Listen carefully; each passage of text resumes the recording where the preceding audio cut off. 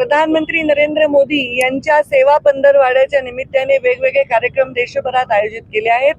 त्या निमित्ताने आम्ही इथे युवा मोर्चाच्या माध्यमातून नमो युवा रन आयोजित केलेला आहे. बीड शहरामध्ये प्रचंड मोठा प्रतिसाद आहे.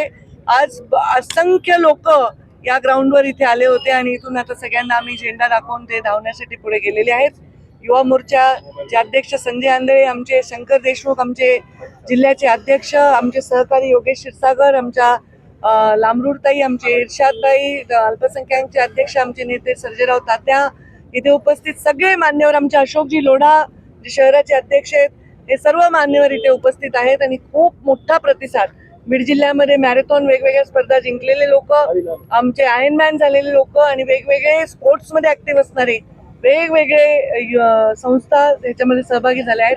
प्रचंड चांगला प्रतिसाद याला मिळाला. सकाळ.com आहे देशातील नंबर 1 ची मराठी न्यूज वेबसाईट. प्रत्येक अपडेटसाठी सकाळ.com ला नक्की भेट द्या. आज बीड जिल्ह्याच्या नुकसानाची एक मंत्री म्हणून बैठक घेत आहे. याला फक्त अधिकारी अपेक्षित आहेत आणि या बीड जिल्ह्यामध्ये आष्टीमध्ये खास करून प्रचंड पाऊस पडलेला आहे. शिरूरमध्ये पाऊस पडलेला आहे, माजलगावमध्ये पडलाय, परळीमध्ये, पण इतर सगळ्या ठिकाणी आता जिथे जिथे काही मृत्यू झाले त्या ठिकाणी मी भेटी दिल्या. कोणी वाहून गेलेलं आहे, कोणाचं नुकसान झालेलं आहे. सगळ्या जिल्ह्यात प्रत्येक ठिकाणी मी जाऊ नाही शकले तरी मी सत्ता आणि सरकार म्हणून अधिकाऱ्यांना आदेश देऊ शकते आणि त्याच्या संदर्भातला आढावा मी घेत आहे आणि त्यांना योग्य ते आदेश सरकारच्या माध्यमातून देईन.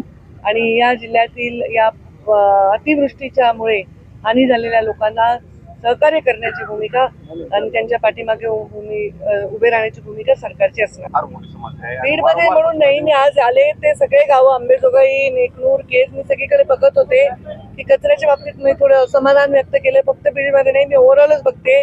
निवडणुका नाही झालेल्या आहेत, नगरपालिकेचे सगळे सदस्य पण बघतायत आणि थोडंसं व्यवस्था पण वर मला वाटतं की थोडंसं अंकुश ठेवणं गरजेचं आहे. आणि कचऱ्याच्या बाबतीतही आता पुढच्या 5 वर्षाचा अजेंडा आहे. बीड जिल्हा तरी कचऱ्याच्या पासून मुक्त व्हावा आणि बीड जिल्ह्यातल्या नद्यांचं पुनर्जीवन व्हावं एवढा संकल्प माझा आहे.